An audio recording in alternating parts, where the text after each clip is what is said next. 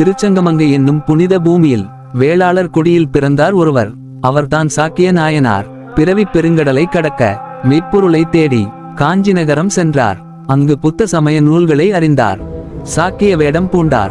ஆனால் அவரது உள்ளம் தேடியது ஒரே உண்மை, சிவமே மெய்ப்பொருள், செயல் செய்பவன், பயன் அளிப்பவன். இவையே சைவ சித்தாந்தத்தின் மெய் என்று உணர்ந்தார். வேடம் மாறினாலும் உள்ளம் மாறவில்லை. ஒரு நாள் அருகில் கிடந்த ஒரு கல்லை எடுத்தார். ஓம் நமசிவாய என்று உரக்கச் சொல்லி அதை லிங்கத்தின் மீது எறிந்தார்.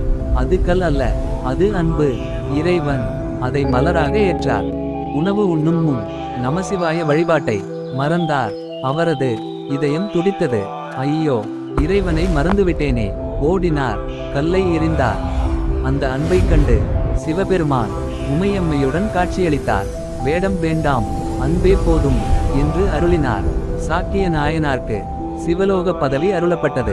இறைவன் எதிர்பார்ப்பது பொன்னோ பூவோ அல்ல, உண்மையான அன்பு. ஓம் நமசிவாய.